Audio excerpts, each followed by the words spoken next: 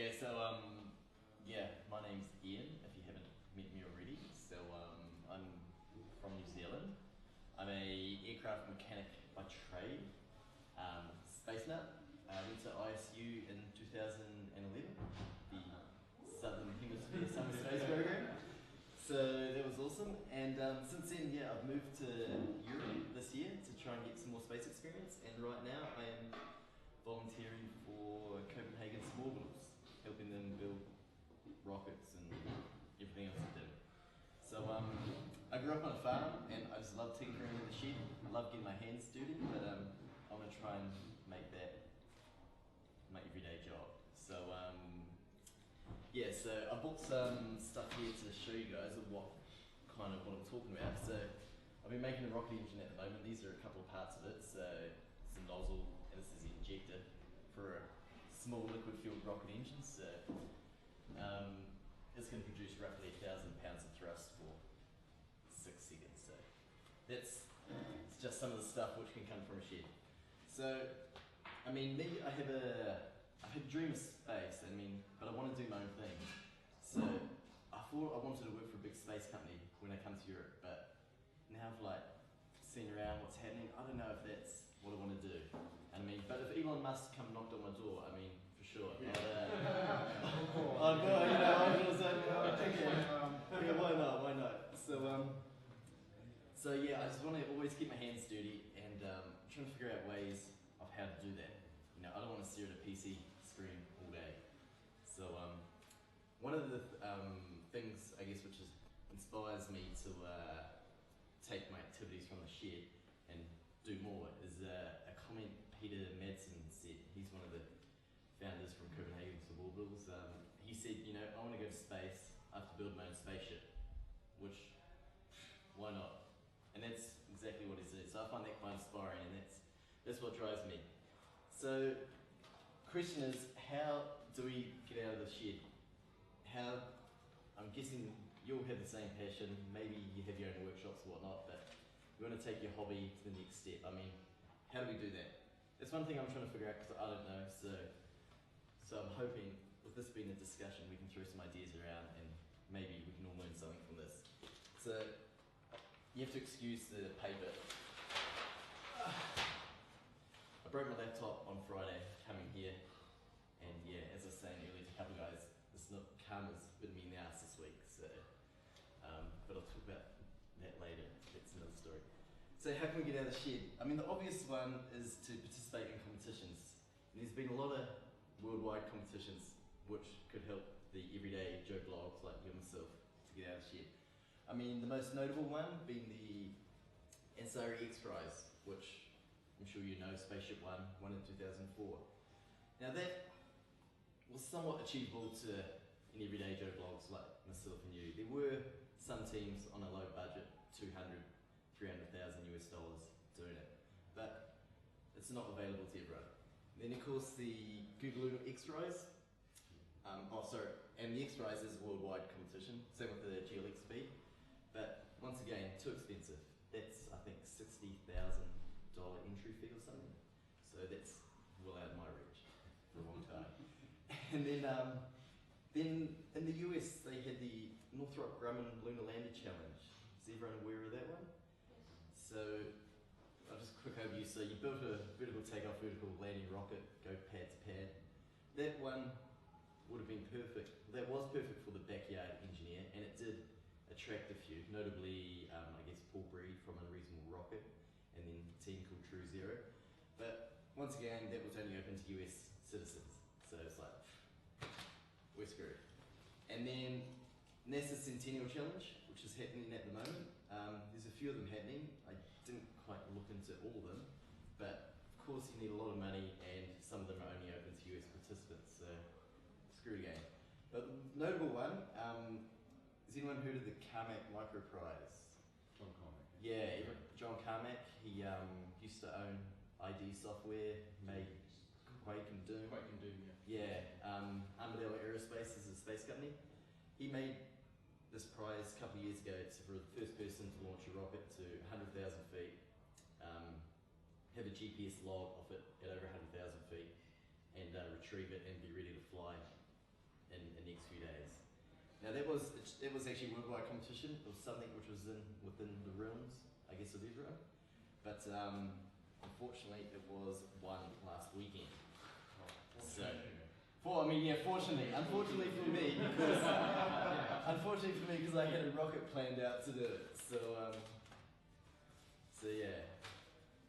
So I mean, I guess like competitions, they help us to think differently and get out of the comfort zone, and helps, I guess, us shit people who want to do something bigger on the world stage.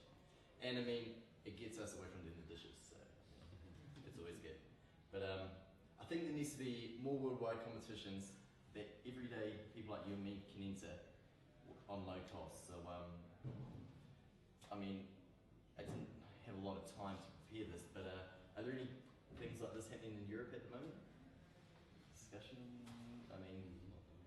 I mean, obviously I'm a bit biased because this is all rocketry related, because this is my forte, but I mean, I want to try and keep this open to anything, so no one knows of any. Well, in Europe there are not these competitions like in the US. Yeah. We do have ESA and the EU, but you have to get funded via their projects. You have to apply for their projects. Oh, okay. Maybe it fits in. Yep. And then you can get fund, but you should be a company or organization, something like that. Yeah. These kind of things don't exist in Europe, as far as I No, know. they don't exist as yet, as far as I'm aware. And why do you think that is? Is it the mentality? I mean, or I mean, the US has always historically been more Yeah. entrepreneurial, I think, and entrepreneurial led. They tend to do things, they're far more braver and Yeah. lead by example that way. Europe has been, from my mind, always been more public driven, Oh, more okay. governmental driven as far, and looking towards the public sector and government for initiatives. Oh, okay. Although that is slowly changing, but Oh, okay. yeah, It's so that might eventually change maybe, to work, but not into- on the scale that time scale that we want it to. Obviously, when I came out today. Okay. Maybe the thing that in Europe it's more difficult to get private funding for Oh, okay. a project. Yeah, Oh, okay. So, Yeah. I and don't jobs know, are competing, so different countries all competing for Yeah. Yeah. the same Okay. pot of money.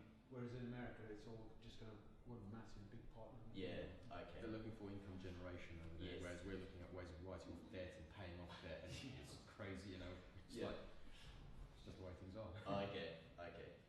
So I mean, so things might change in over. Let's hope so. Let's hope so. Let's Okay. hope it changes. I mean, for the benefit of like people like, well, if I stay in Europe, me, but everyone else. I mean, because it's always good being part of something and getting your ideas off the drawing board. So I mean, besides competition,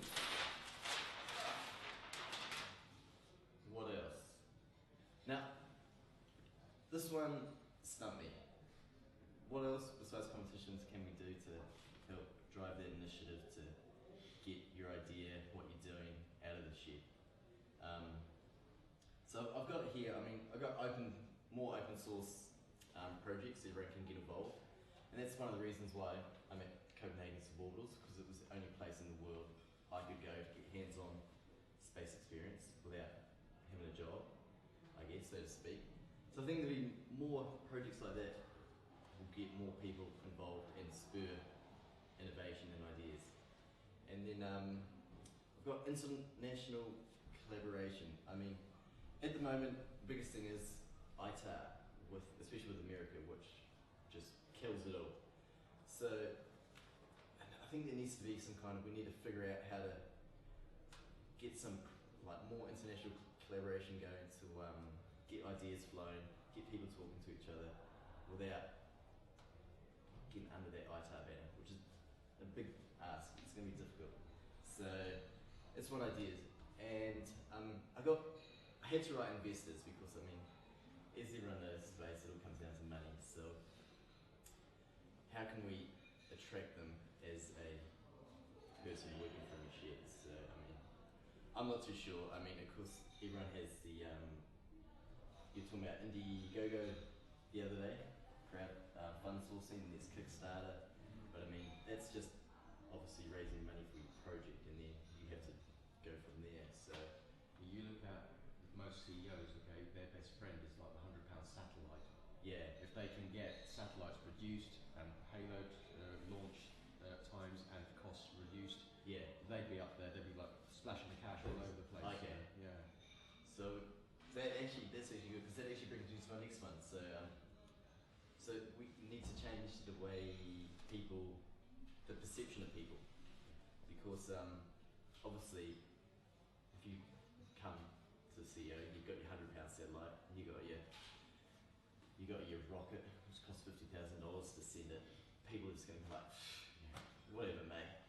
You know, you're joking. So I think we need to change public perception of the amateur world, of that backyard world, because I think anyone else has shown it with SpaceX, the way the world's going, more everything's going commercial. It's more amateur people doing what the government's used to do. And I mean, I've got written here, like, I don't actually personally think the world is ready for this, and we need to change that way of thinking for us and everyone else out there, so we can get our projects done and get it ahead. And I think the biggest thing also with that is we need to unite and support others with their projects. If they get shot down, from government or whatever, I think we need to band together. We can't just run away, because it's going to take that one person's project to make it, and then everyone else will start flowing. So I think at the moment everyone's just a bit, maybe, I don't know about scared, but just waiting for that one person to go through with it. And what's it got here? Oh, I've got a bit of yeah, so those are the few ideas I've got. So I don't know if anyone else wants to contribute some ideas. Because I want to get out of the shed. I want to make that stuff every day. But I'm still trying to figure out how. So I thought have this a discussion and see what everyone else thinks. But I think your international collaboration idea is a good idea, because obviously, rocketry and building rocketry and satellites is more than one discipline, and one person can't have all the expertise. Yeah. So if you can kind of draw people together in almost like a forum where you can have all the answers you need, but not necessarily you having them all, then that's obviously going to be you're going to have much more possibility of success, rather than you just sort of plow a little furrow on your own. So sort of getting people together who are similarly minded. To maybe collectively do a project, rather than just maybe 6 or 7 people all trying to do things on their own, and maybe not getting very far, because maybe they don't know X and the other person doesn't know Y. Whereas collectively, if you all join together, then you could do it that way, because you all collectively know about all the various subsystems that you need. And if you have partners, drawing on Don's point, if you have partners like this coming together in your enterprise, basically, partner pun, but if you approach investors like venture capitalists, for example, for pumping in money into your endeavour, and you have a big name signed on who supports your idea, who's bought into it as well, and for example, you can prove to them that the idea will work. You can tell a convincing story that they can then sell to their shareholders, because everyone is looking at the bottom line, quarterly results, for example, and I know it's finance and everything that we don't really like, because we want to get up there first of all. But cash flow is king. If you treat the cash flow like your own mother, it's like it'll work. You'll be able to tell a story. You'll be able to sell someone the bottom line, and they'll just like throw money at this, provided you've got backup from an already proven guy like Elon Musk, for example, or Bert Rutan. He built SpaceUpEU with 30 people or so out in the middle of Mojave, didn't he? Exactly. And then he attracted Richard Branson. So exactly, like ideas like that. It's just a matter of, I guess, a starting point. I like it. Like, where can you, like you said, your partner? How do you find your partner? Partner in crime. International collaboration, like talking to others. How did you set up like a wiki, or do you set up some kind of, I don't know, open source kind of web pages? that's, I guess, it is that. We've got to be, we've got to have some sort of you have to, forum like that. so you have to, I guess what it comes down to is you have to get all that background done before you start producing metal to metal. So, exactly. and that's sometimes the hardest bit. I think that's maybe where a lot of people get stuck. They have that idea, but they can't progress it. They can't find that partner in crime. They can't progress So past how that. do you get materials that, I mean, these are large, big materials you need to build a rocket, right? Yeah. So how do you do this open source? So how do you create that from everyone chip in with 10 euros? Yeah, well, that's the other thing. I mean, for my personal projects back home, I was going to fund them myself. So, and then as they went on, see if we could get sponsorship. I guess sponsors for materials are probably the biggest thing, which you could probably do, and they'd give you.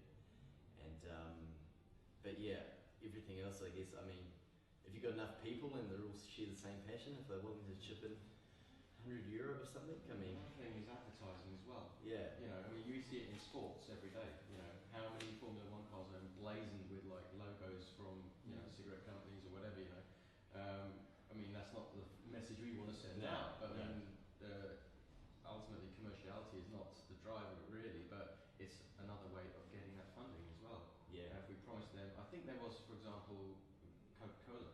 They actually had talks to send satellite up and have their logo emblazoned on the side as well. Oh, okay. Yeah, there was. Yeah, at one time. I'm not sure actually whether it happened or not, but okay. I must admit, after SpaceUp One's first flight, they got a bunch of sponsors on board. It's like, I don't know if you've seen the video. Mike Melville opens a bag of M&Ms. Yeah, that's right. And they float around in the cabin, and then the next time you see SpaceUp One, it's got M&Ms blazed on it. They got on board. Yeah. So it's in 10 parts on YouTube. Black Sky, the Race for Space. Yes. That's the one. Yeah. 2-hour documentary. Yeah, it's a great documentary. So I think there are two things really, because on one side there's the open source international collaboration. How do we make space more collaborative? Yeah. And on the other side there is how do we fund ourselves? Yeah. And well, basically competition and everything. Yeah. So I think maybe it's really two planes to handle differently. Okay. I'd say for the open source part, maybe the question would be how do we build the Unix for space? Yeah. Basically, Unix was a great platform, but in any case, it didn't bring money to anyone who contributed to it. Okay. It brought money to the guys who sold services based on it, to Apple who built iOS on it and so on, but it didn't bring money for the guys who developed the open source. So in any case, if you're aiming at developing the Unix for space, which maybe we should be working on, what would be your Unix for space? That's an open question. But that's one thing we have to work on. But on the other side, you have to be funded by something else to work on this. Because you're not going to get money from this open platform, or this international collaboration you're going to do. Maybe that's where we need to find like going back to the investor thing, maybe like find an angel investor or someone like that who just wants to be on the side. But I mean, those are. It's not that an angel investor is going to expect a return on investment. That is So true. it's not your project for the angel investor is not going to be, don't want to sell him an open source platform. I want to sell him a proprietary something or something like that. And another tricky thing is the timeline for that as well. If you go to an investor looking for bottom line ROI, return on investment, they answer to someone ultimately, and they want to see, okay, when are we going to get results? By first quarter 2015, for example, and so on. And we know with this kind of stuff, when human life is on the line as well, you've got to test the hell out of things, you know. And every engineer will always want to do that to a point of they're comfortable and then do it a bit more. But at some point, we've just got to say, okay, yes, fine, let's go for it. You know, and that's the question of what's the timeline. We've got to balance that cost versus risk as well. And But isn't it too general to just say open source space? Shouldn't there be like one concise project? Shouldn't you say? We need something. We built the open source space station. Yeah. That's it. So let's go for it. Yeah. We need something like that where it pulls everyone together. Yeah. Space. I think it's too general. So I was arguing. Yeah, space. There's some good, some good, but I mean there has to be having a target. Right? Having a target focuses the mind. I think. Yeah. It focuses resources as well. Definitely. I mean that's what happened with the ISS. Okay, it costs so much, but in the end. But if we have a number of different private space stations up there, for maybe it's for exploratory platform or defence or Earth observation, whatever. Tourism is that's the big thing, So at the moment. I think in open source projects, there has to be a starting point. Basically, but it's very difficult to start from scratch. Actually, nobody will want to work with you just because you have a good idea. It's not just that. You have to show something to people. So if you look at like open source software projects, there are very few open source projects that got started from scratch. Usually it's either something that someone developed just for themselves. Well,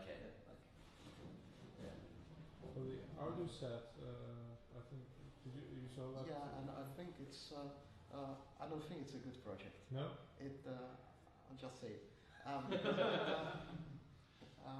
Yes, the problem of Ardusa is that it's not really open source. Because people have been talking about open source projects in space for years. If you look at Ardusa, it's basically built 95% from non-free, off-the-shelf components. They buy stuff from companies like ISIS or Blackspace. That would be like buying a rocket and just putting your open source satellite on it and saying that the rocket is open source. There's more to it. So I think we have to be careful about saying that the project is open source. I know it's a buzzword nowadays, but all projects do not have to be open source. But how do you make a rocket? I mean, you built the top part. You come to me. I do the welding. The other guy does. Actually, that's what the Copenhagen Orbitals is doing. Basically, they are saying, okay, let's design together the blueprints of the rocket and let's build it. And as Iain is included in the project, and he told me yesterday, okay, it's building the rocket is actually a very small part of the rest. So you got the overall support operations around that as well. So I think it's a huge part of everything, or it's a huge part of the budget for every space project today. It's the intellectual value on it. So it basically, how do I feed the guys who think on it? That's a huge part of each project, not the resources, material, even the propellant. It's not very expensive today in comparison with the rest of the budget. So the thing is, how do we feed the guys who think about space? So would the idea just to, I mean, let's start the project. Let's be entrepreneurial. We just put a website up and go. Let's do the SpaceUp space station, and we are all ambassadors to build this space station and hopefully get people who are engineers. I'm not an engineer, but it's even beyond that. Let's say, okay, let's put the open source. Let's work on Mars together. Okay, let's go and let's just divide it. Then we just have to divide it. And it's in smaller tasks, in smaller sub-projects. So first there will be the rocket, the open source rocket. It's being built somewhere. We can use Copenhagen Orbitals as a base for this, as they publish all their blueprints. Then we'll have the spacecraft team project. How do we build at least how do we design our spacecraft? We'll have a sub-team which will be living 6 months with other guys in a capsule and so on, and the lander team and so on. You can divide everything and say, I'm sure maybe we could at the end of the SpaceUp have enough people involved and just say, okay, let's do our open source work together on Mars and at least go until the end of the ID designed everything. It costs, designing everything actually costs just time spent on it and thinking, well, some inquiries, but not many experiments are required because we can use a lot of experiments which are already being led everywhere. So maybe we could start together a project. Let's work on Mars in 2055. But one important thing is also having the infrastructure in place as well. I mean, obviously we shot forward for Apollo in such a short space of time. You know, it's just, I mean, straight from, you know, the Sputnik going up and then the space race happened and so on. I mean, and it's like, and then what happened, it just, boom, ended, just like that. And because, you know, Congress thought, okay, we've done everything. We got out and did what JFK's vision was. You know, there's no need to keep going to the moon. You know? And all that investment, all that expertise just dissipated. Same thing's happening with the shuttle as well. What we need to do is just keep that going forward and keep. It's almost like building blocks, you know, for different projects, mini projects to get into space, which will support the next project and support the next project and have an overall goal. You know, so we're creating cross-pollination between industries and firms. So, for example, with the aviation industry, we've got firms making aircraft engines, Rolls-Royce, for example. Then you've got firms fabricating the wings, you know, fabricating the seats. And then you've got the insurance industry supporting that as well. All of these people are, or firms are subject matter experts in their own right. But they all come together and support the overall industry, and that's kind of a lesson that we can transport over as we build, you know, and have this industry, the new space industry. I think you talked about the aviation industry. You said it's a mature industry. I mean, maybe that's, like as you're saying, a model that we need to. Maybe, but then again, I mean, it's not always the best. It's not always the way. It's like you've got over-regulation. You got, and right now we need to keep things scaled down, so that it allows engineering to develop at a pace that's natural for itself.